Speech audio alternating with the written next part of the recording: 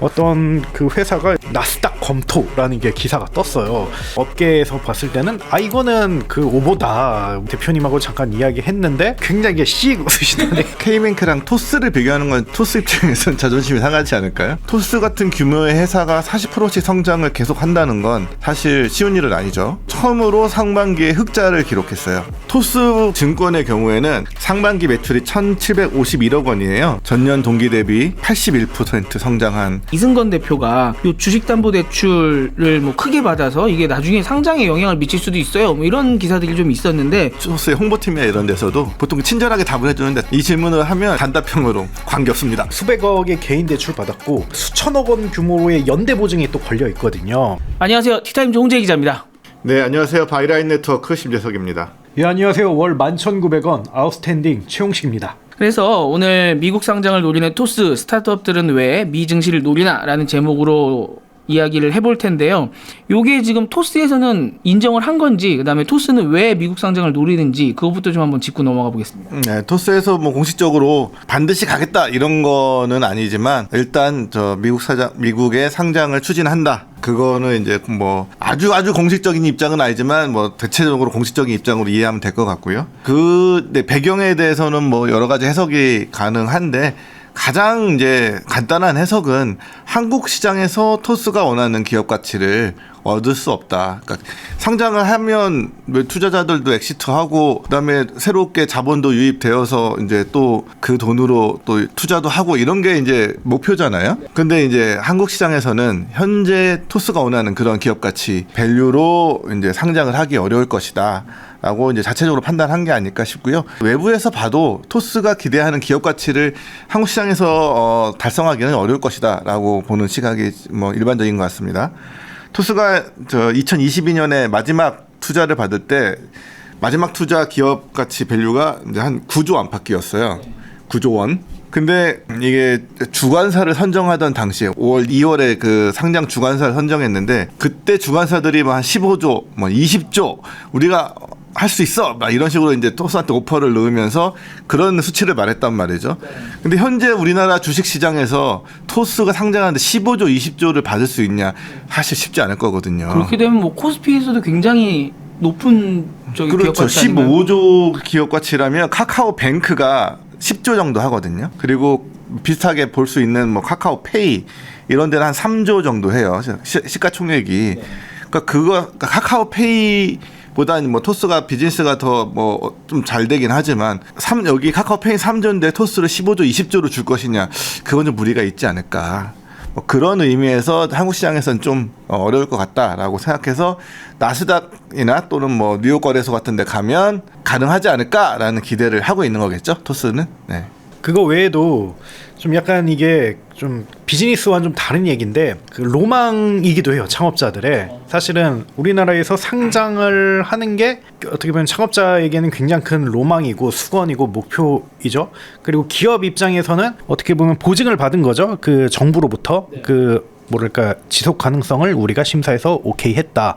이 두 가지 측면에서 굉장히 중요한데 근데 마치 비유를 하자면 우리나라는 어떻게 보면 좀 전 세계적으로 봤을 때 좀 마이너한 뭐 그런 거고 뭐 근데 미국은 정말 어떻게 보면 메이저리그 같은 거거든요. 그래서 우리나라에 하는 것도 대단하지만 해외에서 하는 거는 이건 진짜 더 큰 의미가 있다. 뭐 이런 기 때문에 창업자들이 마음 한편에서는 그런 걸 좀 생각을 하기도 해요. 그래서 실제로 넥슨의 김정주 창업자는 독특하게 일본에 상장을 했잖아요. 그때 얘기했던 게 나는 게임의 종주국에서 하고 싶었다. 우리는 당당하게 마치 뭐 축구로 치자면 뭐 영국에 하는 것처럼 뭐 그렇게 해서 우리의 한국 게임의 자존심을 알고 싶었다. 뭐 이런 얘기를 하기도 했고요.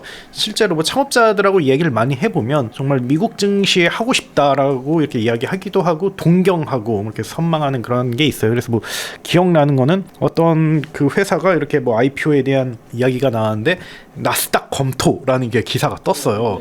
근데 그때 업계에서 봤을 때는 이거는 그 오보다. 그래서 그 대표님하고 잠깐 이야기했는데 제 느낌상으로는 별로 준비하지 않은 것 같아요. 나스닥에 대해서. 네네.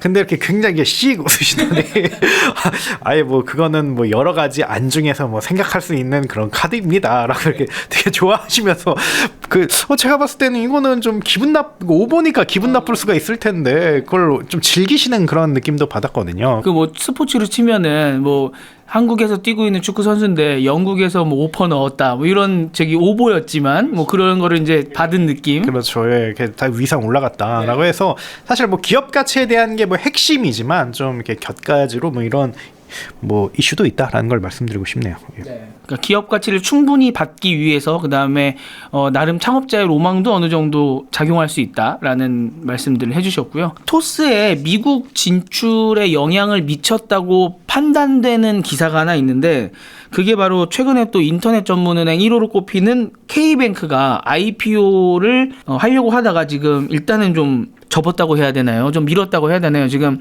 K뱅크의 IPO 실패 이제 이런 기사가 많이 나오고 있는데 지금 이게 어떤 상황인지 그 다음에 토스와는 이제 K뱅크랑은 좀 어떤 차이가 있는지 그걸 한번 좀 여쭤보면은 저희가 토스의 상황을 판단하는 데 도움이 될 것 같습니다. 이게 지금 공통적인 현상이에요. 스타트업 씬에서 IPO 시장이 닫혀버렸거든요. 그래서 IPO를 하더라도 뭔가 굉장히 많은 그런 도전을 받아야 되고 위협을 받아야 되고 정말 원하는 밸류 못 받고 이런 건데 K뱅크가 얼마 전에 이걸 정말 뭐 속된 말로 직방으로 딱 맞았습니다. 뭐냐면 K뱅크가 지금 상장할 때가 됐어요. 한 2017년 뭐 이때쯤에 이게 설립이 됐고 많은 기관 투자자들이 와서 한 7, 8년 됐으니까 이제 지금 해줘야 되거든요. 그 카카오뱅크는 되게 이게 딱 그 코로나 때 기민하게 잘 했는데 K뱅크는 그때는 이제 성적이 안 좋아서 못했다가 지금 좀 나와서 하는 거거든요. 근데 이게 너무 이게 딱 수요 조사를 하다 보니까 기관들로부터 찾아가서 우리 공모할 건데 주식 좀 사주세요라고 이렇게 다 담당자들 이제 다 찾아가면서 이렇게 이야기를 한단 말이죠. 근데 다들 이제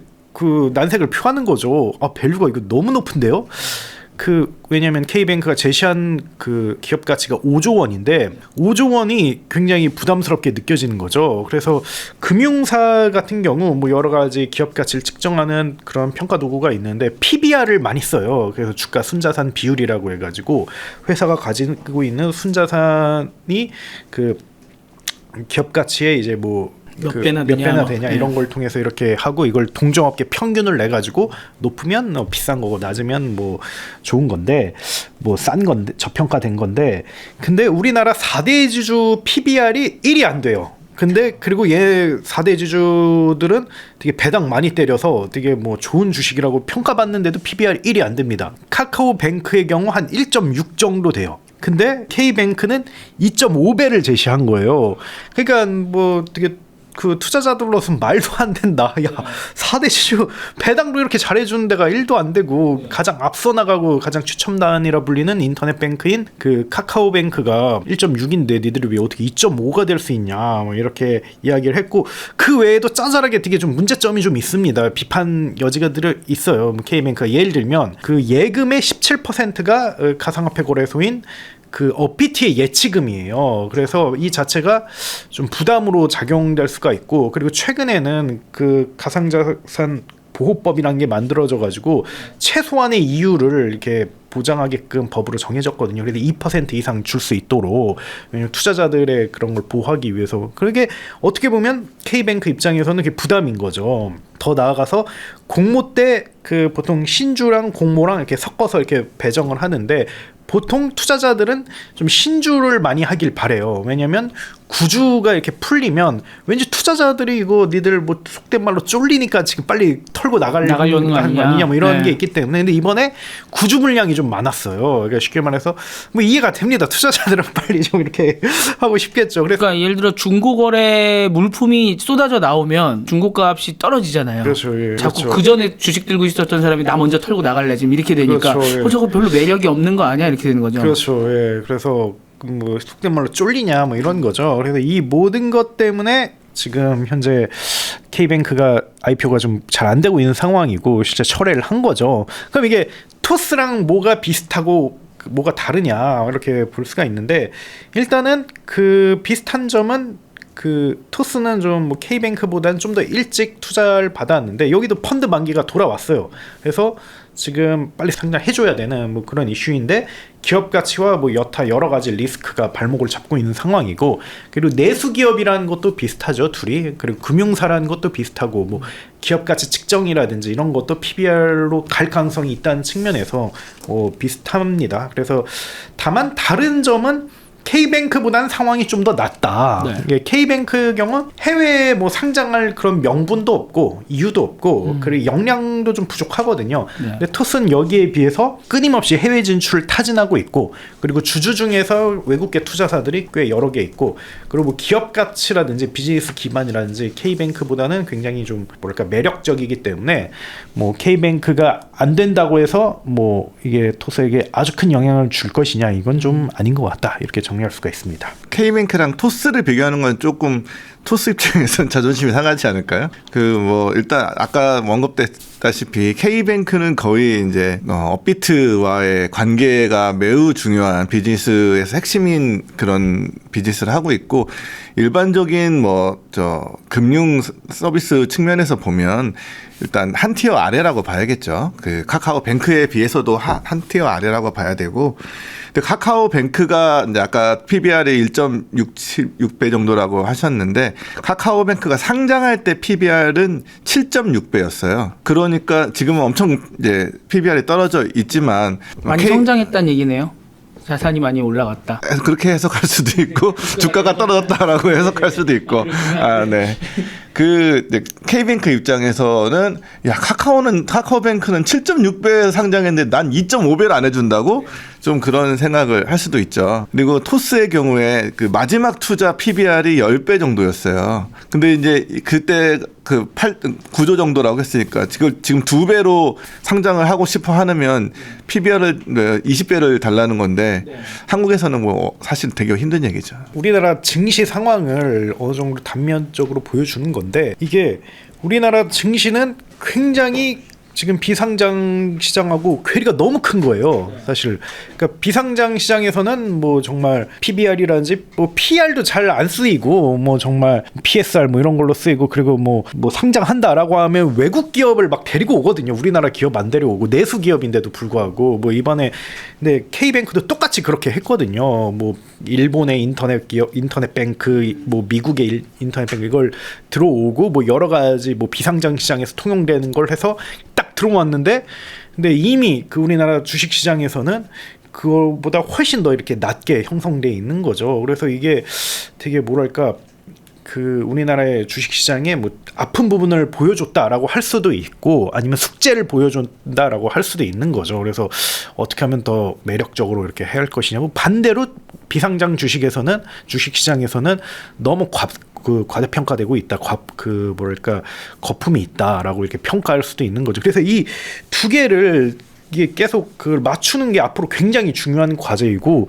근데 이게 지금 10년 동안 더 벌어졌거든요. 그래서 이거를 어떻게 보면 지금 현재 창업자들이 다, 스타트업들이 다 부담하고 있는, VC들이 부담하고 있는 좀 그런 측면이 있기도 합니다. 저번에 우리 퀄리에 대해서 이야기할 때도 이제 마지막 투자금을 받았을 때 기업 가치에 비해서 오히려 더 낮춰서 상장할 수밖에 없다, 이게 좀 문제였었고, 지금 나머지 스타트업 뭐 K뱅크를 비롯해서 토스도 다 지금 그런 상황이라서 이제 국내 상장하기가 쉽지 않다는 거고요. 또 뭔가 우리 이 정도 기업 가치를 받을래라고 했을 때 끌어오는 수치들이 아까 말씀해 주셨다시피 이제 해외에 굉장히 좋은 잘 받은 사례들을 갖고 오는데, 이게 우리나라에 한 번도 없었던 뭐 분야라던가 기술이면은 그런 거를 갖고 왔을 때 그럴 수도 있나 보다라고 하는데, 이미 뭐 비슷한 동종업계도 있고. 굉장히 속되게 표현을 하자면 덤탱이 칠 뭔가가 있어야 되거든요.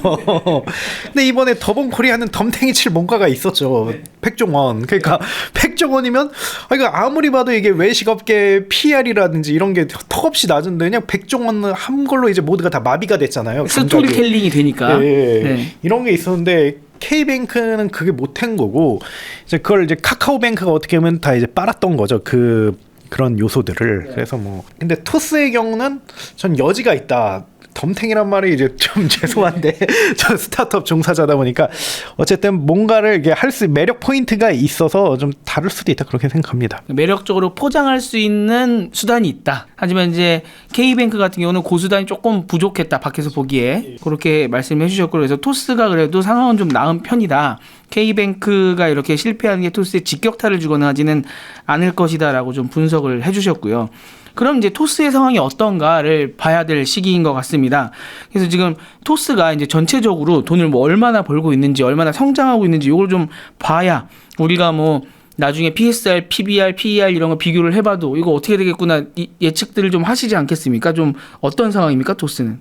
토스가 뭐 미국 시장을 놓고 하겠다라는 건 어떻게 보면 자신감일 수도 있잖아요. 그게 그냥 한국 시장 어려우니까 미국으로 도망가겠어 이런 차원으로 해석하기보다는 우리는 이제 미국 가겠어, 우리는 자신 있어 이렇게 해석을 긍정적으로 한다면 토스의 실적은 성장세는 굉장히 좋은 편이라고 해석할 수 있습니다. 그 상반기에 한 40% 전년 동기로 성장을 했거든요. 그러니까 토스 같은 규모의 회사가 40%씩 성장을 계속 한다는 건 사실 쉬운 일은 아니죠. 그리고 처음으로 상반기에 흑자를 기록했어요.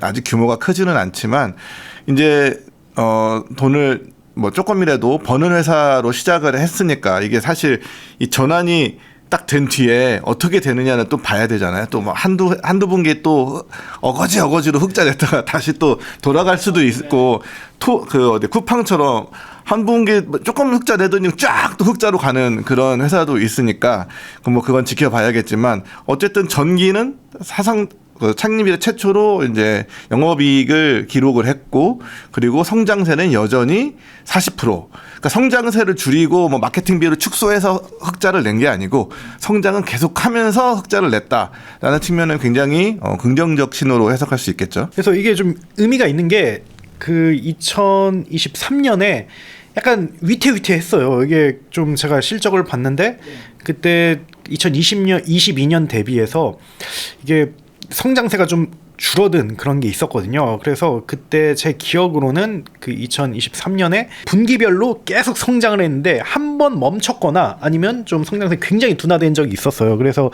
제가 그 관련해서 좀 언급을 한 적이 있었는데 이거는 좀 위험한 신호다라고 이렇게 생각을 했는데 만약에 이게 계속 된다면 이건 진짜 토스가 위험해질 수도 있다 이렇게 이야기를 했는데 어쨌든 올해 그걸 극복을 했어요. 극복을 했고 극복을 여러 가지 요소로 했는데 일단 피지 사업이 좀 잘 됐고 그리고 증권 사업도 굉장히 잘 됐거든요. 그래서 특히 좀 업계에서 굉장히 좀 기대를 하는 게 증권 쪽이에요. 그게 되게 생각보다 빠르게 BEP를 맞췄고 계속해서 이익을 확장해 나가고 있거든요. 그래서 뭐 올해 이익을 낼 수 있을지 없을지 모르겠지만 거의 BEP 단계까지 토스 전체가 이렇게 왔고 그걸 증권이 지금 견인을 하고 있다는 점에서 어쨌든 올해 잘하고 있다 이렇게 볼 수가 있습니다. 저희 지금 오늘 라이브 하는 기준으로 어젠가 근데 증권에서 뭐 오류 있다고 막 아침에 다들 저한테 막 얘기하던데. 여담으로 저는 이제 토스가 쿠팡처럼 굉장한 내수 시장에서 독점력을 가질 것이냐 이거는 좀 잘 모르겠는데 근데 확실한 거는 토스 앱이나 아니면 증권 서비스를 써다 보면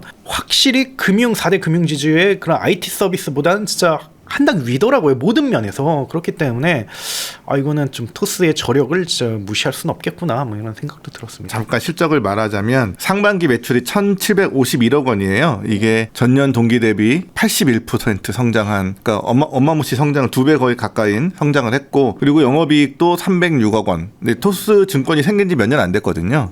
몇 년 안 되는 회사가 벌써 이제 뭐 2천억 원 가까운 매출에 뭐 300억 원 정도의 영업이익을 거두는 상황이고 토스 그 증권의 경우에는 이런 우리 기존의 이제 증권사들은 이제 약간 선수들을 타깃으로 메인 고객이잖아요. 선수들이 뭐 기관이든지 아니면은 이제 막 부자들이든지 근데 토스 증권은 이제 정말 오리지널 개미들로 이렇게 주로 비즈니스를 하는데 이 오리지널 개미들 중에 특히 서학 개미가 토스 증권에 엄청 많습니다. 그러니까 이 토스 증권은 예를 들어 왜 미국 주식이나 이런 거를 사기에 좋은 그런 굉장히 편리한 그러니까 이런 UX가 굉장히 잘 돼 있으니까 평생 주식 안 해본 사람도 이거 잠깐 뭐 토스 이렇게 앱 조금 만져보면 갑자기 주식을 할 수 있는 이런 수준의 UX를 만든 게 엄청난 파워인 거죠. 그 비교하자면 이제 카카오페이 증권도 있잖아요. 근데 비슷하게 이제 하는데 카카오페이 증권 아직도 적자거든요. 둘의 결정적인 차이가 서학개미들이 카카오페이 증권엔 별로 없어요. 이제 이 서학개미의 힘으로 토스증권 이만큼 성장하고 있다. 이런 거죠. 이게 국장 미장이라고 하잖아요. 그런가요? 네, 이게 국장을 하다 보면은 이제 우리나라 주식을 하다 보면은 이게 내가 지금 몇 원 단위로 언제 빨리 팔고 나가냐, 언제 빨리 사냐, 이게 굉장히 중요한데 미국 주식을 살 때는 이제 미장을 살 때는 이 조금 몇 달러 차이는 크게 신경을 안 쓰고 이게 사실은 그 장이 열렸을 때 들어갈 수 있는 것도 아니고 크게 이게 막 지금 순간적으로 팔아야지 이런 게 잘 없다 보니까 특히 개미들은 편리한 게 되게 좋더라고요. 거기 영향을 많이 미치다 보니까 그 미국의 로빈후드라는 그 거래소가 젊은 사람들을 위주로 해서 많이 성장을 했었잖아요. 토스도 아마 그런 느낌으로. 네, 그렇죠. 이게 근데 저는 굉장히 좀 큰 트렌드가 될 수 있다고 보는 게 얼마 전에 저희 모회사인 3프로 TV에서 그 미국 방송을 만들었거든요. 진행자라든지 뭐 이건 절대 뭐 홍보는 아니고요. 근데 그 만들면서 제가 의장님 만날 기회가 있어서 김동완 의장님 만날 기회가 있어서 제가 물어봤죠. 왜 하시는 거죠? 라고 이렇게 물어봤는데 그런 얘기를 하더라고요. 이게 국장 미장이 있는데 미장으로 너무 이렇게 자본이 집중이 된다. 이게 정말 이게 뭐 단순한 트렌드가 아니라 이게 진짜 앞으로 계속 이렇게 될 것 같다. 그 미장이 전 세계에 있는 자본을 다 끌어들이는 것 같다. 그래서 이거를 정말 제대로 대응하지 않으면 진짜 큰일 날 것 같다. 뭐 이런 이야기를 하시더라고요. 그래서 저도 미국 주식에 좀 투자를 하고 있는데 이게 사실은 우리나라 주식을 보면 솔직히 막 투자하고 싶지가 않아요. 이런 멘트가 좀 위험할 수 있지만 네. 왜냐면 뭐 많이 화내시는 분들 많이 계세요. 네. 실적이 좋은 회사들은 IR 열심히 안 해요. 네. IR 열심히 한 회사들은 실적이 안 좋아요. 근데 미국에 있는 회사들은 실적도 좋고 IR도 열심히 하거든요. 그래서 만약에 동등 상품이라고 보면 이걸 구매하고 싶어요. 근데 이게 저뿐만 아니라 많은 사람들이 이렇게 생각을 하고 있고 이게 앞으로 큰 트렌드가 있고 그래서 저는 오늘 주제인 왜 우리나라 테크 회사들이 나스닥으로 가냐 이해가 돼요. 왜냐면 여기 돈이 몰리고 있으니까 국장 가봤자 뭔가 희망을 갖기 좀 어렵고 근데 미국에 있으면 계속해서 빨아들고 어쨌든 기회가 많은 거잖아요. 그런 측면에서도 저는 좀 굉장히 큰 의미가 있는 거라고 생각합니다. 오늘도 굉장히 폭락을 했는데 주위에서도 어제 오늘 굉장히 많이 얘기하더라고요. 나 이제 절대 국장 안 해. 막 이런 친구들도 많이 있는데 이게 참 많이 걱정입니다. 시장이 신뢰를 잃으면 그냥 폭삭 망할 수밖에 없죠. 분할 이런 거에 있어서도 기업 분할 같은 거에서도 그런 많이 이슈도 많고 이게 배신당한 적이 많아서 주가 조작도 많고. 지금 말씀드린 거랑 조금 비슷한 결의 질문을 하나 하고 싶어요. 이게 토스뱅크 같은 경우는 이제 별도 법인이잖아요. 그러면 우리나라의 정서라고 하면 저 이게 법적으로 되는지 모르겠으나 토스가 상장을 하고 토스뱅크도 상장하고 이렇게 하는 게 당연히 하고 싶어 하는 스텝일 것 같은데 예를 들어서 토스가 이제 미국으로 가버리면 이 토스뱅크가 별도 상장한다거나 이런 데 좀 어려움이 있거나 그러진 않습니까? 토스뱅크가 상장할 거냐 안 할 거냐가 일단 첫 번째로 그걸 생각을 해보면 제가 전화를 해봤습니다. 근데 지금 계획이 당장 없대요. 예. 그래서 좀 약간 머쓱해졌죠.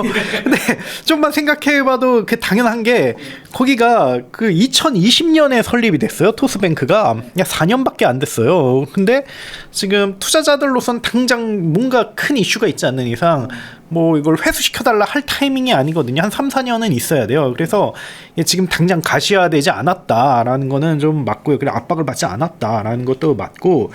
근데 다만 언젠가는 회수시켜줘야 되는 거잖아요. 엄청난 투자자들이 다 몰려 있거든요. 그래서 근데 사실 인터넷 뱅크 같은 경우는 이게 지분 변경이나 이동이 좀 어려워요. 여러 가지 규제가 있어서 뭐 산업 뭐 금산 분리도 있고 뭐 여러 가지 이슈가 있어서. 그래서 아마 매각은 어렵고 결국은 이렇게 상장으로 가야 되기 때문에 상장한다라고 보면 될 것 같고요. 다만 말씀하신 것처럼 자회사 상장 이슈가 있는 거잖아요. 그래서 그게 뭐 토스가 뭐 미국에서 상장하든 한국에서 상장하든 당연히 그게 악영향이 되겠죠. 더블 카운팅 이슈가 있잖아요. 결국 투자자들이 분산되고 투자금이 분산된다는. 그래서 그 뭐 다들 아시는 것처럼 뭐 카카오가 이걸로 굉장히 많이 비판을 받았고 욕을 먹은 상태라서 그래서 이걸 잘 해결해야 되겠죠. 그래서 앞으로 3, 4년 동안의 숙제라고 보면 될 것 같아요. 일단 개별 상장은 할 수밖에 없다. 뭐 M&A 뭐 이런 것도 어렵고 뭐 비즈니스 특성상 결국 개별 상장을 해야 되는데 제일 좋은 거는 뭐 토스뱅크도 토스만큼의 뭔가 모멘텀을 만들어 가지고 그걸 3-4년 동안 잘 이렇게 다지는 게 화두라고 볼 수가 있습니다. 근데 약간 오해 소지가 있는 거는 카카오뱅크가 카카오의 계열사가 아니듯이 토스뱅크도 토스의 자회사가 아닙니다. 뭐 관계사 정도라고 할 수 있겠죠. 지분율 그러니까 법적으로 그렇게 가기가 어려워요. 그래서 지분율이 34% 정도밖에 되지 않아요. 완전히 소유하고 있다고 보기 어려운 거고요. 다른 이제 뭐 한 10% 정도의 투자자들 여러 개가 있어요. 그래서 뭐 물론 이제 토스가 토스뱅크의 최대 주주이긴 한데 소유다라고 지금 법적으로 되어 있지는 않아요. 실질적인 지배사 정도로 보면 되는. 사실은 토스는 진짜 왜냐하면 앱 자체가 통합되어 있잖아요. 그 안에 있죠. 겉으로 보기엔 하나인데 법적으로 보면 이게 계열사 그냥 계열사도 아니다. 그래서 이게 더블 카운팅에 들어갈 거냐 안 들어갈 거냐라고 이게 화두잖아요. 근데 들어간다고 봐야죠. 왜냐면 카카오뱅크가 들어갔다는 걸 이제 입증을 했고, 그리고 그게 어쨌든 그게 그 그 손익 계산서 상으로는 이게 별도로 각각 집계하고 있는데 어쨌든 재무제표 상으로는 그 토스뱅크의 가치가 토스에 반영되고 있고 아마 PBR로 적용한다면 그 가치가 반영될 거기 때문에 아니 연결로 잡히진 않아요. 그러니까 손익 계산상으로는 지분법 이익 이 정도로 잡히는 거지. 근데 이게 자산으로 그 재무제표에는 반영이 되거든요. 그 재무상태표에는. 그렇기 때문에 아마 적용될 거라고 저는. 그러니까 연결 기준 매출이 잡히지는 않는다는 거고, 근데 이제 자산에 영향을 미칠 수 있다는 거고. 이제 포함되는 거죠. 예. 그 주식이 이제 공정 가치를 통해 평가를 받을 테니까. 미국에 상장하고 나면 그런 식으로 별도적으로 상장하는 걸 미국 투자자들이 굉장히 싫어한다. 뭐 그런 문제가 있는 거 아니냐라는 이제 의문들을 제기를 하시더라고요. 네. 말씀 주신 것처럼 아무튼 당장의 일은 아니지만 나중에 좀 문제가 될 수도 있으니 그 뭐 풀어야 되는 숙제다. 라고 일단 정리를 해주셨습니다. 그리고 또 궁금한 게 하나 있는데 이게 그렇게 오래되지 않은 이슈거든요. 뭐 8월 달이었었네요. 이제 토스의 이승건 대표가 요 주식담보대출을 뭐 크게 받아서 이게 나중에 상장에 영향을 미칠 수도 있어요. 뭐 이런 기사들이 좀 있었는데 요거는 지금 뭐 큰 문제가 없는 상황으로 정리가 된 겁니까? 사실 그건 약간 일종의 해프닝이었다라고 저는 이해하고 있는데 그때 기사가 뭐 미국의 자극적인 어휘들이 나왔죠. 저 FTX 가상자산 거래소인데 결국 지금 파산했고 거기 대표는 되게 유명하신 분은 지금 빵에 가 계신 그 회사의 자회사로부터 투자를 받았다, 아니 대출을 받았다, 지분을 담보로 그 팩트를 가지고 그래 대출 받아서 뭐 했어? 그걸로 코인 샀나? 뭐 이런 이제 해석이 쫙 나오면서 되게 이제 부정적인 기사로처럼 됐는데.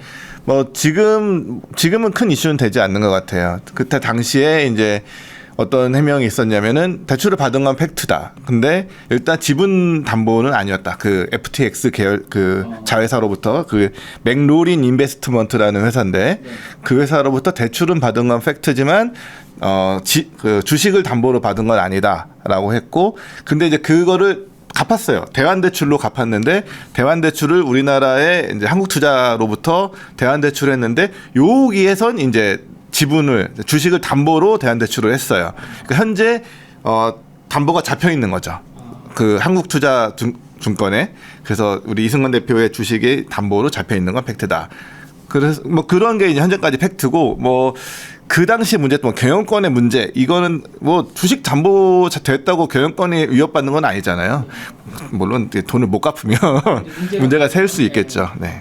근데 이게 현존한 리스크인 건 맞다고 생각을 해요. 그래서 지금 뭐 수백억의 개인 대출 받았고 게다가 수천억 원 규모의 연대 보증이 또 걸려 있거든요. 이게 투자 뭐 이게 회사의 대출권에 대해서. 그렇기 때문에 만약에 이게 환수 조치가 이루어지면 뭐 지분이라든지 이런 거에 변동이 크게 생길 수가 있고, 이게 만약에 지분 변동이 이루어지면 뭐 개인뿐만 아니라 회사에 큰 영향을 미칠 수가 있습니다. 그래서 뭐 과거 메시코리아 대표가 실제로 그 주식담보대출을 했다가 그걸 못 갚아가지고 결국 날라간 거잖아요, 회사가. 그래서 지금 업계에서 제가 이제 VC 업계 관계자들 많이 만나면 이걸 굉장히 다들 좀 크리티컬한 요소로 지금 다들 보고 있고, 다들 좀 의아함을 다들 가지고 있고, 그래서 아마 실제로 뭐 토스의 투자사나 금융당국 모두 좀 고심일 거다라고 그 생각을 합니다. 거기에서 뭐 이것 때문에 지금 내가 빌렸던 거요라고 하는 이렇게 깔끔한 이렇게 해명이나 이런 게 있었던 건 아니죠. 주식을 샀다. 토스 주식을 샀다가 이제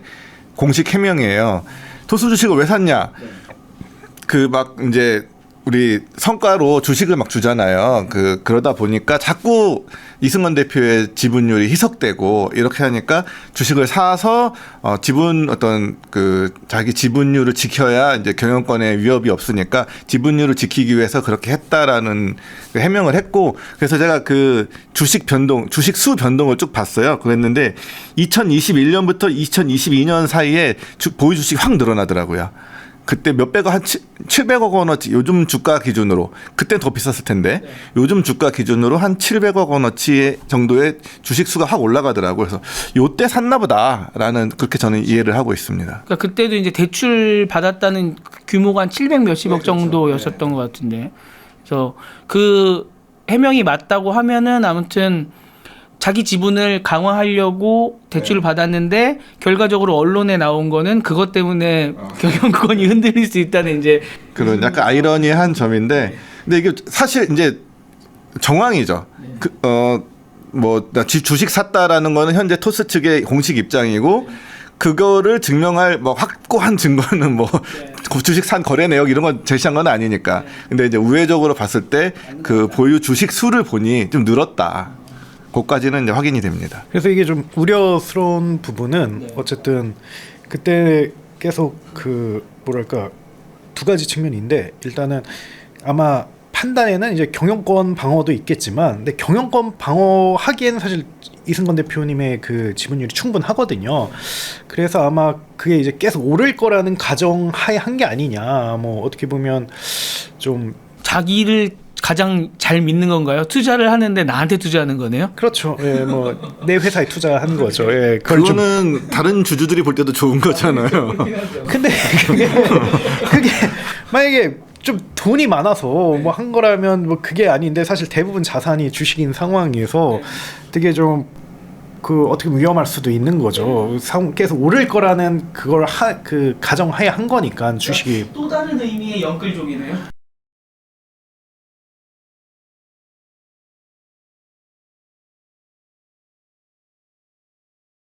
그렇죠. 근데 그 자기가 한 그 행동이 회사를 날아가게 할 수도 있는 거잖아요. 못 갚으면, 못 갚으면 날아가죠. 그렇죠. 그러니까 이게 말씀 주신 것처럼 조금 그래서 이게 못 갚으면 날아가는 게 진짜 위험한 거거든요. 이게 어떻게 보면 그래 경영권 좀 그러니까 주식 더 사지. 어떻게 보면 이건 좀 사소한 걸 수도 있어요. 이 생각이. 근데 못 갚으면 회사 날라가. 이건 엄청나게 중대한 거거든요. 그래서 이건 좀 토스가 앞으로 잘 방어해야 되는 리스크라고 생각합니다. 근데 그 규모를 보면 그 대출 규모가 이승건 대표가 갖고 있는 토스 전체 주식에서 아주 일부분이더라고요. 그 경영권이 날아갈 정도로 많은 대출이 아니더라고요. 그러니까 우리가 봤을 때 엄청 큰 돈이지만 그렇죠. 토스의 기업 가치가 워낙 높기 때문에 그 주식 날아가도 경영권에 무리가 없다. 씁쓸합니다. 아무튼 뭐 그렇다는 거고, 그러면 뭐 전체적으로 지금 이승건 대표의 그 이 기업 장악력, 이제 회사 안에서의 뭐 이 신뢰라던가 이런 거는 요새는 괜찮은 편입니까? 그걸 이제 얼마 전에 뭐 그쪽에 직원 얘기를 들으니까 뭐 타운홀 미팅에서 그걸 거론했대요. 거론하고 이제 좀 질문을 최대한 받겠다라고 해서 잘 대답했다고 하더라고요. 그래서 좀 직원들은 어느 정도 납득했다고 하는 후문을 들었습니다. 네, 조금 예민하게 반응하는 것 같아요. 이 토스의 홍보팀이나 이런 데서도 이 질문을 하면 이렇게 보통 친절하게 답을 해주는데 단답형으로 관계없습니다 이러고 끝내버려가지고. 근데 그게 다 이유가 있는 거거든요. 그게 그 이유를 파셔야죠. 그러니까 이게 예를 들어 말이 길어지면 실수가 될 수도 있고 하니까 이제 단답형으로 나오고 조금 민감한 질문인 거다. 이게 지금 웃어서 넘길 정도의 그게 아니라 되게 크리티컬한 이슈예요, 사실은. 크리티컬한 이슈다. 업계에서 다 그렇게 보고 있습니다. 예. 아 그렇군요. 죄송합니다. 네, 아무튼 제가 예민했네요. 아닙니다. 아무튼 네 그런 상황입니다. 미국 상장 이슈에 대해서 조금 더 확장을 해서 좀 여쭤보려고 하는데요. 그 쿠팡이 미국 상장을 했고, 그 다음에 얼마 전이죠. 저희 방송에서도 다뤘었던 네이버 웹툰도 이제 미국 시장에 상장을 했죠. 근데 이 두 회사 말고도 이전에도 좀 국내 테크 기업이 미국 시장에 상장한 사례가 조금 있었나요? 예, 많았습니다. 한 1, 20개 정도 제가 바로 이렇게 조사해 본 것만 하니까 더 그 이상이 될 수도 있겠네요. 그래서 뭐 최초 나스닥 상장 기업은 그 두루넷이었어요. 그래서 우리나라 다 아는 그 초고생익 인터넷 사업자였는데, 그리고 그 이후로 뭐 미래산업이라든지 뭐 이머신즈, 뭐 하나로텔레콤, 웹젠 이런 회사들이 속속 상장을 했는데, 그 2000년대 그때 상장한 회사들은 거의 대부분 다 상장 폐지당했어요. 지금 돌이켜 보면. 왜냐하면 뭐 여러 가지가 있죠. 그래서 일단은 뭐 벤처기업의 수명이 그렇게 길지 않다라는 그런 측면이 있는 것 같고요. 사실 지금도 코스닥 보면 그때 닷컴 버블 때 상장한 회사들 대부분 다 날라갔거든요. 물론 남아 있는 기업들도 꽤 있긴 하지만 그런 점이 있었고, 그리고 그 한국 증시의 경우는 이렇게 뭐랄까 들어오긴 굉장히 어려운데 대신에 좀 나가기도 어려운, 나가기 어렵다 혹은 이게 보호받을 수 있다 뭐 이런 장치들이 여러 개가 있어요. 뭐 자금 조달도 좀 용이한 편이고 M&A도 좀 쉽고, 왜냐면 우회 상장이랑 카드가 있기 때문에.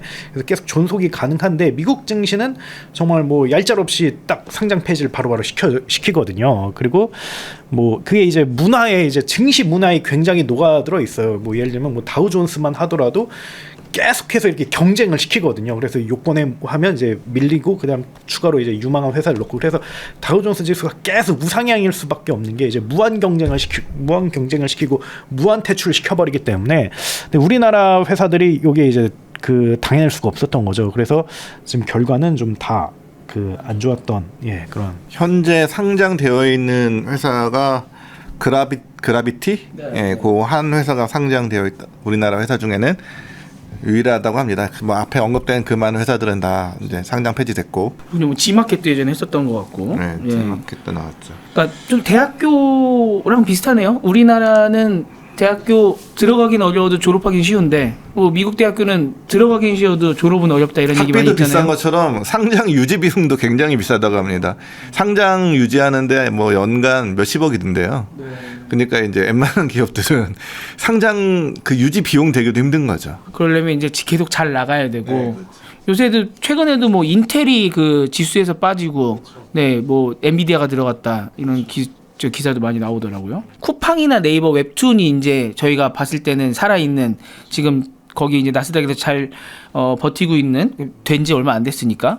근데 거기도 지금 상장할 때 가격보다는 좀 많이 내려갔잖아요. 또 네이버 웹툰은 계속 뭐 내려간다고 기사가 나오던데, 요런 게 우리나라 기업이 미국에 상장할 때 악영향을 미친다거나 평가가 안 좋아졌다거나 이런 건 없습니까? 뭐 그게 분명히 뭐 좋은 그런 시그널링은 아니라고 봐야죠. 그래서 뭐 우리나라가 위상이 많이 올라갔다곤 하지만 여전히 기업의 경우 뭐랄까 미국이나 뭐 중국과 비교했을 때는 사실 좀 밀리는 게 사실이거든요. 그래서 분명히 좀 좋은 시그널링은 아니고, 그리고 제가 앞서 이야기한 것처럼 우리나라의 실패 사례들이 굉장히 많이 있기 때문에 이게 좀 부담으로 작용할 수가 있습니다. 근데 그렇다고 해서 뭐 쿠팡 네이버 웹툰이 안 될 것이냐라고 본다, IR적으로 본다든지 아니면 우리나라가 여기에 악영향을 많이 받을 것이냐, 이걸 봤을 때는 또 그렇진 않을 거라고도 생각을 해요. 이게 옛날에 그 인터넷 대기업 다니던 그 임원님이 뭐 이런 이야기를 해줬어요. 매출 1조 원이 상장 시장에서는 굉장히 중요하다, 뭐 이런 이야기를 했거든요. 그러니까 매출 1조 원이 넘으면 상장 시장에서 웬만하면 이제 버틸 수가 있고 우상향 곡선을 그릴 수 있다는 거예요. 왜냐하면 대마불사인 상태이고 1조 원까지 매출이 도달했다는 것은 그야말로 특정 시장을 만들어내거나 아니면 확실히 점유한 거고, 그 증거이기 때문에 이게 쉽게 망하지 않고 위기가 오더라도 이게 쌓아놓은 자본금이 있기 때문에 대처가 가능하다. 근데 1조 원까지 못 도달했거나 아니면 시간이 지나도 도저히 못 도달할 것 같다, 그냥 몇백억으로 그냥 쭉 갈 것 같다, 이런 회사들은 그냥 빨리 매각시키는 게 답이라는 거예요. 왜냐면 계속해서 위협을 받을 거니까. 그런 걸 봤을 때 앞서 이야기한 뭐 두루넷이라든지 하나로텔레콤, 웹젠 같은 경우는 여기엔 좀 애매하다고 볼 수가 있거든요. 그래서 어떻게 보면 이들이 밀렸던 게, 퇴출됐던 게 필연이라고 볼 수가 있고, 반면 뭐 쿠팡이나 네이버 웹툰 같은 경우는 매출 1조 원을 다 넘은 상태이기 때문에 덩치가 있고, 그래서 뭐랄까 쉽게 이렇게 막 퇴출될 거라고 생각하진 않아요. 그래서 이 점은 좀 우리가 뭐 다르게 봐야 된다, 그렇게 생각을 합니다. 그런 면에서 지금 또 토스 말고도 얘기가 나오는 데가 이제 야놀자가 미국 상장을 노리고 있다, 이런 기사들이 좀 계속 나오더라고요. 그리고 보면은 요새 분할하고 또 합병을 하고 하면서 이제 사업 구조를 어떻게 이렇게 잘 정렬을 해놓을지에 대해서 좀 고민들을 많이 하고 있는 것 같은데, 요 야놀자 같은 경우는 지금 미국 상장 한다고 밝힌 건가요? 지금 어떤 상황인 건가요? 야놀자는 오래전부터 그 미국 상장을 이야기했고요. 당연히 그럴 수밖에 없는 게 저 소프트뱅크한테 2조 원을 투자받았기 때문에 한국 시장에서는 도저히 감당할 수 없는 규모가 있고요. 그래서 이제 뭐 손정희 회장을 엑시트 시켜주기 위해서는 어떻게든 이제 나스닥이든 어디든 하여튼 미국 시장으로 가야 되는 그런 목표가 있죠. 그 오래전부터 그 공식적으로 발표해 왔고요. 뭐 나스닥 전광판에 야놀자 막 간판 걸고 막 이런 약간 홍보 이런 것도 많이 하기도 했습니다. 그럼 거기는 지금 나스닥은 확실히 모르겠지만 미국 증시를 가기 위해서 좀 어떤 노력을 지금 하고 있는 건가요? 최근에 그 뉴스가 뭐 분할했니 합병했니 이런 뉴스들이 나오잖아요. 네. 야놀자라는 회사 안에 그 주요 사업으로는 이제 약간 클라우드 솔루션 B2B 사업이 있고요. 또 하나는 우리가 흔히 아는 그 뭐 호텔 뭐 이런 데 예약하는 이 서비스가 있잖아요. 두 개가 이제 메인으로 두 개가 있다고 이해하면 되는데, 지금 이게 두 개가 같이 있다가 이 호텔 이게 플랫폼 부문이라고 하는데, 이 플랫폼 부문을 물적 분할했어요. 물적 분할해서 이 밑으로 넣은 거죠. 100% 자회사로. 그리고 인터파크 트리플인가요? 그 회사랑 합병을 했어요. 거기도 여행 관련 비즈니스니까. 그러니까 여행 관련 플랫폼들은 다 모아서 야놀자의 밑으로 넣고, 그 다음에 야놀자 클라우드 사업 부분, 솔루션 사업 부분을 이제 모회사에 둔 거죠. 그러니까 사실 원래 야놀자는 우리가 알기로는 그 뭐 숙박 여행인데 지금은 밑으로 간 거예요. 약간 뒤로 빠진 거죠. 그 이유가 이제 나스닥에 가려면 이거는 이제 여기부터는 추측의 영역이긴 한데, 나스닥에 가려면 한국에서만 활동하는 그 숙박 예약 플랫폼 가지고는 나스닥에 미국에서 제대로 평가받기 어렵다라고 이제 평가를 하니까, 이제 글로벌 비즈니스를 할 수 있는 이런 솔루션, 클라우드, 뭐 AI 이런 비즈니스를 이제 얼굴로 내세워서 이걸로 이제 나스닥을 놓고 하려는 게 아닌가라는 생각이 드는 거죠. 성적이나 지금 매출 이런 것들도 잘 되고 있습니까, 전체적으로? 야놀자도 뭐 그 상반기 매출이 4,350억 원인데요. 영업이익이 310억 원이라고 합니다. 뭐 영업이익률이 10% 조금 안 되죠. 근데 여전히 이 성장세가 굉장히 좋아서 뭐 1분기 30% 그리고 2분기 40% 성장을 했으니까 아까 토스와 마찬가지로 성장세를 계속 유지하고 있는, 매출도 있고 이익도 나는데 성장세도 유지하고 있다. 이거는 굉장히 뭐 나쁘지 않은 시그널이죠. 되게 야놀자 같은 경우는 되게 좀 뭐랄까, 다른 스타트업 대비 좀 한 단계 좀 높은 수준의 경영을 보여주긴 했어요. 근데 그게 좀 한국적으로 보여줬어요. 한국 스타일로. 예를 들면 이제 미국 스타일은 일단 돈 엄청 부어, 그리고 적자 확 내, 그 다음에 시장 먹어, 그 다음에 근데 뽑아내자, 뭐 이게 이제 미국 스타일이었죠. 근데 우리나라가 이런 걸 이제 그 우리나라 많은 스타트업들이 이런 걸 했는데, 쿠팡이나 배미는 이게 넘는데 성공했어요. 근데 그 뒤에는 무수히 많은 실패 사례가 있었거든요. 네, 계속 돈이 떨어져서 더 투자받아야 되고, 시장은 아직 다 못 먹었고. 그렇죠. 그래서 야놀자는 굉장히 좀 되게 아무래도 대표님이 오랫동안 사업을 하고 이러면서 이게 잔뼈 굵은 경영인이라서 그런 것 같은데, 야놀자는 되게 아슬아슬하게 적자를 냈어요. 그러니까 많이 적자를 안 냈어요. 한 적자를 내도 한 1-200억, 한 1-2천억 있으면 1-200억. 그러니까 뭐 2년 단위로 뭐 런웨이를 짠다든지 이런 걸 안 했어요. 뭐 6개월 뒤면 뭐 돈 없다 이런 거 안 하고, 정말 이제 딱 적자도 이제 감당 가능한 수준에서 계속 내면서, 그 다음에 이제 매출을 올렸는데, 매출을 올리는 방식에 M&A를 되게 많이 썼어요. 되게 투자를 받았으면 이걸 막 비용 소진이 안 쓰고 기업, 그 우량 기업을 사는데 쓰는 거죠. 매출 내고 있고 이익이 있는 기업들, 그런 걸 사다 보니까 되게 그러니까 손익계산서가 굉장히 예쁘게 나오는 거죠. 그래서 매출은 계속 늘어나게 되고, 그 다음에 적자는 이게 딱 한정적이고. 그래서 이거는 사실은 좀 뭐랄까, 그 되게 신선하면서도 되게 좀 독창적인 그런 경영 방식이었던 것 같습니다. 지금 돌이켜 보면.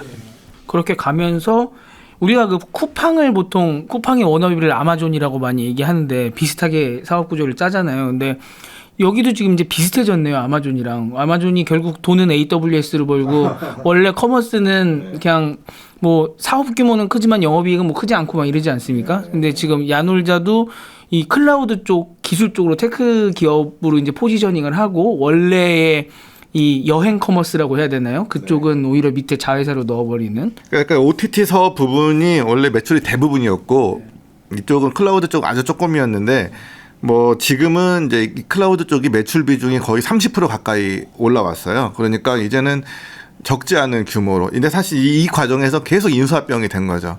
계속 인수합병을 통해서 이제 몸집을 키우고 뭐 솔루션 종류를 늘리고 뭐 이러면서 왔는데 사실 뭐 막 그 짠짠바리도 많고 뭐 이게 막 거창한 그 모토나 막 캐치프레이즈에 비해서는 뭐 그렇게 막 대단하지 않은 회사처럼 보이는데도 막 인수하고 그랬는데 그래도 가장 주목해 볼 만한 회사는 고 글로벌 트래블이라는 이제 그 솔루션이라고 해야 되나요? 뭐 채널링 회사라고 해야 되나요? 그런 건데 이게 전 세계에 이제 숙박 인벤토리를 가지고 플랫폼에 공급해주는 중간 채널링하는 회사인데 요 회사에 대한 평가가 좋더라고요. 회사가 굉장히 많은 인벤토리도 갖고 있고 요 회사 잘 이용하면 글로벌에서 이런 채널링 서비스를 좀 규모 있게 가져갈 수 있다라고 이해를 하고 있더라고요. 외국에서. 네, 그렇습니다. 그 야놀자가 아까 그 나스닥 그 전광판에 크게 사진 걸었을 때 나온 게 고 글로벌 트러블 인수한다 이거였어요. 그건 나스닥에서 걸어준 거라고 하더라고요. 네. 오. 그 나스닥에서 얘는 이제 우리 식구로 올 거야라고 한 게 인식하고 있는 게 아닐까라는. 키워주는 좀. 뭐 이게 세금으로 돌아오겠죠. 아, 그런 상황이다. 우리나라 같은 경우는 뭐 기술 특례 상장 이런 거 있잖아요. 그래서 원래 그런 게 아니라고 하면은 막 오랫동안 흑자를 뭐 3년인가요? 유지를 해야 되고 막 굉장히 조건이 까다로운데 기술 특례로 상장하게 되면 좀 훨씬 더 문이 가볍고. 근데 지금 야놀자도 이런 식으로 이제 클라우드, 테크 이거를 앞세워서 하는 게 예를 들어 미국 이 주식시장을 벽을 넘을 때 그런 이득이 되는 거라던가 뭐 이렇게 특례라던가 이런 게 있는 겁니까? 그건 없는 것으로 알고 있고요. 그래서 야놀자 측하고도 좀 자주 소통을 하는데 거기에서 왜 클라우드를 앞세우냐 뭐 이런 거를 이렇게 물어보면 이게 뭐 두 가지 때문에 그렇다고 하더라고요. 첫 번째는 아까 심재석 대표님이 말씀하신 것처럼 국내 기반 서비스로 한계가 있다. 그게 좀 더 구체적으로 말씀드리자면 익스피디아라든지 부킹홀딩스라든지 에어비앤비라든지 야놀자랑 굉장히 비슷한데 이미 글로벌 단위로 영업망을 만든 회사들이 있거든요.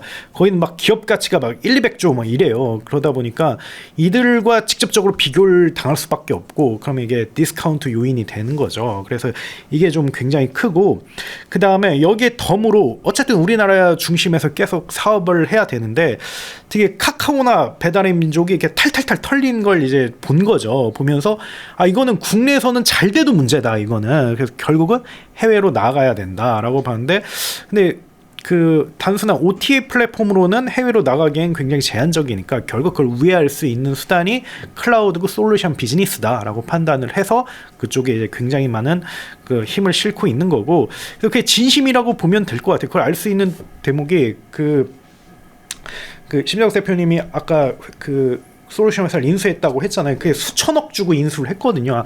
한 4, 5천억 정도로 이렇게 알려져 있는데 그 굉장히 많은 돈을 써서 이렇게 인수를 한 거거든요. 그래서 회사 방향이나 이런 거는 굉장히 어떻게 보면 큰 결심하고 그쪽으로 가고 있다. 뭐 이렇게 보면 될 것 같습니다. 근데 아까 처음에 로망 이런 말씀도 해주셨잖아요. 미국 시장. 그리고 우리가 생각을 해봐도 그래도 본토로 뭔가 가는 느낌 나고 나스닥 그리고 또 아까 버블 때 많은 회사들이 상장했다 지금 많이 사라졌다고 말씀해 주셨는데 지금 미국 증시 엄청 좋잖아요. 여러모로 봤을 때 그래서 미국이 엄청 땡길 것 같은데 난이도를 봤을 때 그 미국 증시에 상장하는 게 이렇게 한국에 비해서 많이 어렵지는 않은 건가요? 뭐 쉽다 어렵다 막 이걸 좀 판단하기가 좀 어려운 것 같아요. 그냥 다른 것 같아요. 일단은 제가 장단점이 있는 거죠.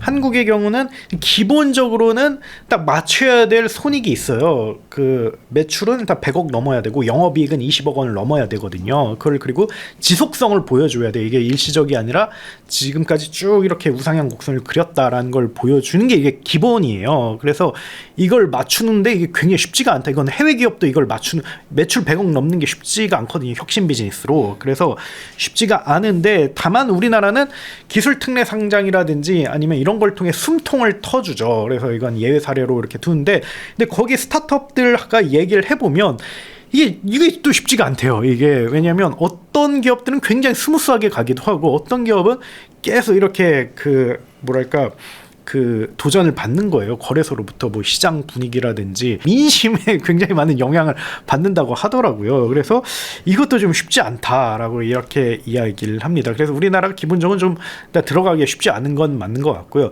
그러면 미국은 좀 어떠냐라고 봤을 때 나스닥은 사실은 좀 굉장히 좀 자유로운 건 사실이거든요. 매출 얼마 찍어라 혹은 그 이익 얼마 찍어라 이렇게 명시적으로 돼 있는 건 아닌데, 다만 미국은 그 미국에 있기 때문에 미국 증시는 미국에 있기 때문에 언어 문제를 돈으로 해결해야 됩니다. 근데 돈으로 해결해야 되는 게 보통 우리나라 IB 업계에서는 그 행정 비용을 연간 50억 원을 디폴트 값으로 둬요. 그래서 그 50억 원, 만약에 회사가 크면 50억보다 훨씬 더 넘어갈 수가 있는 거고 회사가 작으면 50억보다 낮을 수가 있는데, 근데 연간 50억 원씩 그냥 언어 문제를 해결하는 데 쓰는 게 이게 정말 쉬운 게 아니거든요. 왜냐하면 우리나라 코스닥 상장사 중에서 20%가 적자 회사예요. 그러니까 다 마이너스 분데 50억을 또 추가로 마이너스를 내야 되는 거잖아요. 그리고 그 영업이익률도 평균 영업이익률이 한 3-4% 이러거든요. 그러니까 다들 힘들게 간신히 영업이익 내는 게 우리나라 대부분의 코스닥 회사라는 거죠. 그런 상황에서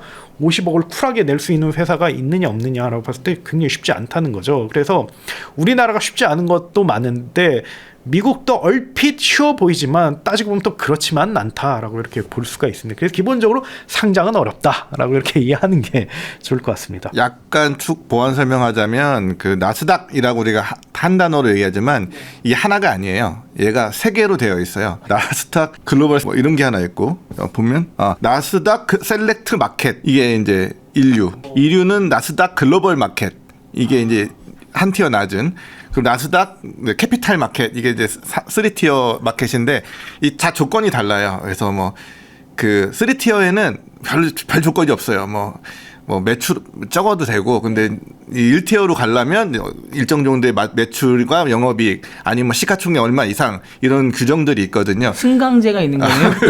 그러니까 프로축구로 치면 이제 1부 리그, 2부 리그, 3부 리그가 있는 거죠. 3부 리그는 들어가기 쉽지만 그냥 뭐 이제 약간 잡주가 되는 거고, 1부 리그로 가면 이제 메인스트림 나스닥이 되는 거죠. 근데 데뷔를 일부러 할 수도 있는 건가요?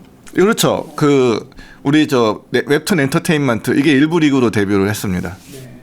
이제 어디로 가냐도 좀 봐야 되겠네요. 그렇죠. 이게 네. 어떻게 어느 정도 인정을 받았냐에 따라서 들어갈 때 이제 허들이 1부 리그가 허들이 더 높은데 그걸 들어갈 수 있느냐의 문제인 거죠. 그런 거군요. 또 오늘 새로운 것들을 많이 알게 됩니다. 이 지금 쭉 한번 여쭤봤는데 오늘 토스랑 야놀자 중심으로 좀 여쭤봤고요. 거기에 또 무신사 이야기까지 나오더라고요. 그래서 뭐 무신사까지는 엄청 자세하게 얘기할 거는 아닌 것 같고, 그럼 오늘 이야기가 너무 퍼지기 때문에 그래서 이제 여쭤보고 싶은 거는 저희가 항상 이야기하는 게 이제 저희는 기자니까 저희가 판단을 내기보다는 이제 업계 전문가분들께서 오늘 이제 다루고 있는 토스, 그다음에 야놀자, 그다음에 다루지 않았던 무신사까지 요 미국 증시 상장을 좀 성공적으로 할 거로 내다보고 있는지, 아니면은 뭐 K뱅크가 한국에서 IPO를 실패했듯이 좀 뭐 가려고 하다가 조건이나 이런 게 잘 안 맞아서 뭐 좌절될 수도 있는 거 아닙니까? 어떻게들 좀 주위에서 보나요? 글쎄요, 이거를 뭐 누구도 정답을 알고 있는 사안이 아니라 뭐 몇 분에게 여쭤봤는데 네. 분위기는 약간 뭐랄까 흠칫뿡 뭐 이런 느낌이라고 할까요? 뭐 그런 왠지 뉘앙스가 그런 느낌을 받아요. 투자하시는 분들도 그래 약간 지금 뭐들 나서 이런 느낌이 더 강했던 것 같고, 그리고 그렇다고 하더라고요. 또 이 투자자들이 나스닥 그쪽에 미국에 오히려 더 회수하기가 어렵대요. 이게 그 기간이나 이런 게 오히려 더 한국 시장보다 더 길게 보유회수 기간 이런 거 길게 잡히고, 그래서 들어가자마자 딱 치고 나올 수가 없어서 한 뭐 6개월씩 잡혀 있어야 되는데 그 주가가 그대로 유지될 것이냐. 그 당연히 6개월씩 우리나라 기분이 떨어지니까. 네이버 웹툰도 6개월 네. 6개월 뒤에 보유회수 기간 풀린 다음에 들어가서 엑시트 하려고 하면 많이 떨어져 있네요. 그렇게 될 수 있으니 오히려 더 우려스러운 일이 있다 이렇게 해석하시는 분들도 있더라고요. 저도 IB 관계자들 좀 만났는데 그런 이야기 하더라고요.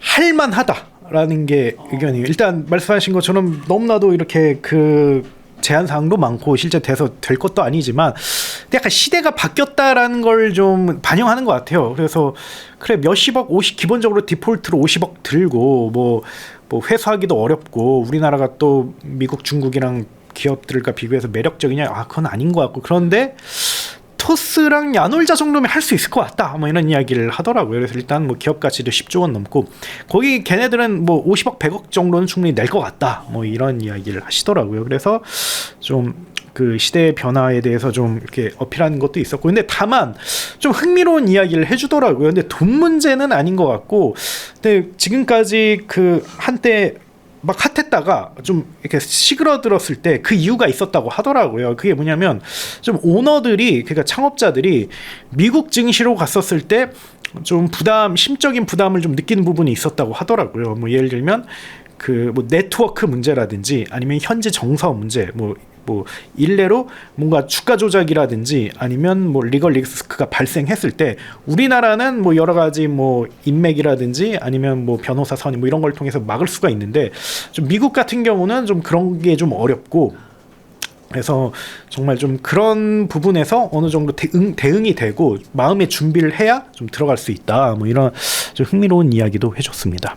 그때 저기 심재석 대표님께서 그 말씀 해주셨던 것 같아요. 미국은 소송의 나라라서 예, 상장하고 나서도 소송 엄청 걸린다. 예, 그런 것도 진짜 부담이 될 수 있겠네요. 이 쿠팡의 경우도 한국 공정위에서 뭐 문제가 됐잖아요. 근데 그게 약간 그때 한국 공정위에서 문제가 시킨 게 이 검색 조작 이걸로 이제 약간 이제 가진금도 때리고 이제 검찰도 고발까지 했더라고요. 근데 이런 게 이제 미국에서 문제가 될 수가 있어요. 미국 그 SEC 그 페이퍼 낼 때 우리 그런 거 없다라고 해서 냈는데 우리 공정하게 잘하고 있다라고 했는데 알고 보니 야 니들 한국에서 공정위한테 걸려서 이게 대법원 판결 유죄가 났다 그러면 근데 있었네. 미국에서 그러면 이제 집단 소송 올 수 있거든요. 근데 미국 집단 소송은 그냥 아주 무섭잖아요. 그러니까 이런 리스크도 있어요. 한국 시장은 작지만 리스크가 훨씬 적죠. 미국에서는 자칫 잘못한 집단 소송을 잘못 걸리면 큰일 나니까. 우리나라 같은 경우는 좀 뭐랄까 특히 혁신기업 스타트업이라고 하면 좀 어느 정도 정부 당국이라든지 거래소가 조금 양해해 주는 것도 있거든요. 뭐 예를 들면 오늘의 주제인 토스만 하더라도 굉장히 많은 규제를 뭐 정부가 많이 이해를 해줬고 풀어주기도 했고 뭐 심지어 토스가 때로는 약간 배째라 뭐 이렇게 할 때도 있었거든요. 물론 굉장히 참다 터진 거라서 그럴 수도 있겠지만 예를 들면 토스뱅크 할 때 왜 RCPS를 왜 자본으로 인정 안 해줘요? 뭐 이런 거 이렇게 하기도 했는데 미국에서는 좀 이런 걸 대관이라든지 뭐 이런 거 하기 쉽지가 않겠죠 사실. 그런데 그건 끝내 인정 안 해줬기 때문에 그거는 국제 회계 기준에 따른 거라서. 네, 그러니까 미국의 이제 증권신고서 제출한 거 보다 보면은 거의 회사 망할 것처럼 써놓잖아요. 리스크 있는 건 다 써놓잖아요. 그거를 안 써놨다가 나중에 문제가 되면은 큰일 나니까 뭐 아무리 잘 나가는 회사도 그 증권신고서 보고 있으면은 이 회사는 왜 상장을 하는 거지 싶거든요. 근데 그런 정서적인 차이도 있고 또 잘못했을 때 이걸 어떻게 방어하느냐 한국이 아닌 상황에서 그런 이제 문제가 있지만 또 처음에 기업 가치를 좀 크게 받을 수 있고 그런 좀 장점들이 있는 상황인 것 같고요. 그런 면에서 좀 요즘은 기업 대표도 그렇고 기업의 구성원들도 그렇고 그래도 뭐 외국어도 잘하고 글로벌에 또 익숙하고 하다 보니까 지금처럼 계속적으로 이제 미국 증시에 상장한다는 회사들이 많이 나오게 되면 예를 들어 스타트업은 이제 우리나라 정부에서도 도움들을 많이 받잖아요. 아까 토스도 말씀해 주셨고 스타트업 지원금들도 많이 있고 뭐 팁스라던가 이런 거 매칭 펀드도 있고 분명 이런 거 이제 많이 받으면서 성장들을 했을 텐데 이런 동력이 떨어진다거나 왜 자꾸 해외로 나가냐 요런 좀 사이드 이펙트라고 해야 되나요? 요런 거가 우려되는 상황은 없습니까? 예, 실제로 제가 토스 측하고 연락했을 때 이게 좀 정부가 싫어할 것 같다 뭐 이런 이야기를 했어요. 근데 토스 측에서도 이걸 우리도 굉장히 좀 그 주요하게 보고 있다. 근데 다행히 아직까지는 정부가 그렇게 싫은 내색을 하진 않았다라고 이런 얘기를 하더라고요. 그래서 근데 이게 만약에 지금이야 그렇지만 이게 이슈화되면 이게 리스크 혹은 뭔가 변화가 될 수가 있거든요. 왜냐하면 정부가 사실 토스 같은 경우 많이 밀어줬어요. 그리고 또 토스뿐만 아니라 우리나라 유니콘 회사들을 많이 밀어줬거든요. 그걸 좀 단적으로 알 수 있는 사건이 사실은 우리나라 유니콘 회사들이 자꾸 이렇게 해외에서 투자를 받으니까 산업은행이 나서서 너희들 해외에서만 투자받지 마. 우리가 그냥 좀 되게 그 너희들 편의적으로 이렇게 돈 쏴줄게라고 이렇게 해서 정말 유니콘마다 몇백을 그냥 쫙쫙쫙쫙 쏴줬거든요. 그게 왜냐면 일종의 그 주식 시장도 또 다른 의미로는 국가 자산이기도 하고 경제 지표이기도 하기 때문에 국가에서는 그걸 굉장히 좀 잘 관리를 해야 되고, 그래서 우리나라에서 웬만하면 투자를 받거나 아니면 우리나라에서 웬만하면 상장하길 바랍니다. 그래서 근데 토스가 어떻게 보면 스타트업의 대표격으로서 이렇게 엑소더스 하는 그런 모습을 보이면 이게 따라갈 수가 있기 때문에, 그래서 저는 제가 만약에 국가에 있는 기관 담당자라면 굉장히 예민하게 볼 것 같거든요. 이거 이게 만약 트렌드가 돼버리면 가뜩이나 이게 국장 안 좋은데 진짜 큰일 나겠다라고 해서 대응할 텐데 아직까지는 그런 움직임이 좀 없다고 하더라고요. 그래서 이게 뭐 제가 좀 시간이 지나면 큰 이슈가 될 수 있다 그렇게 생각을 합니다. 국가 차원에서 보면 좋은 기업들이 미국에 상장하는 게 굉장히 손해죠. 우리나라 시장에 상장되면 해외 투자자들이 우리나라한테 투자하는 거잖아요. 근데 해외 시장으로 가면 우리나라 사람들이 해외에 투자하게 되는 거니까 우리의 부가 유출되는 거잖아요. 그러니까 정부 차원에서는 이쁘게 볼 수가 없는 일이죠. 근데 이제 한국 시장 자체가 기업들에게 매력적인 시장이 되어야 그게 이제 당연히 우리 시장에 상장할 텐데 현재로서 그게 안 되니까 이제 미국 시장으로 가는 거겠죠. 그리고 이게 해외 시장에 상장을 하면 또 언론 입장에서도 사실 감시가 되게 어려워지잖아요. 그렇죠. 하다못해 넥슨만 해도 일본 상장을 하니까 IR을 들을 수가 없어요. 분기마다 이제 그 보고서도 내지만 그다음에 컨퍼런스 콜을 하면은 이게 보통은 이제 기자들이 열심히 듣고 거기에서 이제 질문들이 나오는 거를 또 기사로 쓰고 그걸 또 이제 추가 질문하기도 하고 뭐 이렇게 해서 취재들을 하는데 뭐 넥슨은 일단 보고서도 일본어고요. 요새는 그거는 어느 정도 해석이 되겠지만, 예, 요새는 되겠지만, 근데 또 컨퍼런스 콜 이런 것도 다 뭐 영어 아니면 일본어 이렇게 하니까 이게 어려워지거든요. 쿠팡도 사실은 쉽지가 않잖아요. 그쵸, 예. 그런 면에서도 이 기업을 감시해야 되는 미디어의 역할로서도 사실은 해외 상장을 하게 됩니다. 미국 미디어가 감시하겠죠. 관심이 있을까요? 네. 안 할 것 같습니다. 별로 관심이 없을 것 쿠팡 같은데. 기사 별로 없는데. 네. 네, 그렇죠. 그나마 영어는 조금 접근성이 쉬운데도 불구하고 쉽지 않잖아요. 이게 지금 기자들이 쓰는 거 보면. 얼마 전에 그 지금 좀 업계 경제 뉴스에서도 좀 화두가 되는 게 우리나라 부자들이 싱가포르로 간다 뭐 이런 얘기가 있잖아요. 그게 약간 좀 비슷한 것 같아요. 우리나라에서 좀 사업하거나 뭐 이게 이제 뭐 세금이라든지 이런 이슈가 때문에 이제 부자들이 간다 이런 건데, 이것도 비슷하게 세금 이슈는 아니지만 국장이 마음에 안 드니까 이렇게 가는 거라서 이런 우려가 있는데, 근데 제가 만나본 자산가들은 이제 창업자들은 막 그렇게까지 막 그래 가고 싶어 하진 않는 것 같아요. 왜냐하면 우리나라에 모든 네트워크가 다 있고 뭐 심지어 뭐 삼성이라든지 재벌가들도 다 감옥에 한 번씩 다 갔다 왔지만 그래도 이민 안 가시잖아요. 그래서 이게 막 이민 해외로 간다는 게 굉장히 쉬운 일은 아니기 때문에, 그래서 국가에서는 어떻게 보면 조금만 인센티브를 주면 이들이 국장으로 갈 거고 이게 남을 거라고 보거든요. 그래서 좀 이런 거는 좀 감안하고 좀 지원했으면 좋겠고, 우리나라 기업들도 너무 뭐 이렇게 해외만 바라보기보다는 좀 국가랑 잘 얘기를 해가지고 우리나라에 들어오는 게 서로에게 좋은 게 아닌가 그렇게 생각합니다. 아웃스탠딩 그 엑셀러레이터 협회인가요? 그 가입하셨나요? 예, 가입했죠. 됐어요. 네. 네, 그럼 전문가로서 한번 제가 여쭤보면은 한동안 또 우리나라 스타트업들이 해외로 플립이라고 하잖아요. 그 본사를 해외로 이렇게 이전하는. 그렇죠. 그런데도 결국은 나중에 해외 투자금을 끌어오고 해외 상장할 목표가 있으니까 그렇게 가는 거잖아요. 그 붐은 좀 지금 줄어들었습니까? 예, 뭐 완전 줄어들었죠. 그 일단은 해외에서 뭔가를 한다는 게 돈이 진짜 많이 들어요. 근데 뭐 아까 제가 이야기한 것처럼 50억 원이라는 게 정말 큰 돈이거든요. 뭐 쿠팡 정도 돼야 뭐 그럴 수 있지. 이렇게. 근데 쿠팡 같은 대기업들도 50억 굉장히 중요하게 생각을 하거든요. 특히 BEP 아직 넘지 않은 단계라면. 그래서 저는 뭐 이게 뭐 일시적 트렌드가 될 가능성이 있고 이게 쉬운 게 아니라고 저는 생각합니다. 그렇군요. 아무튼 아까 처음부터 말씀해주신 뭔가 로망부터 시작을 해서 이제 마지막에 국부 유출까지 굉장히 지금 다양한 게 걸려 있는 한 회사가 미국에 상장한다는 게 별거 아닌 것 같지만, 이렇게 유니콘 으로 이제 상징적인 스타트업들이 계속적으로 나가게 되는 거는 이제 우리의 성장 동력을 또 잃게 되는 거잖아요.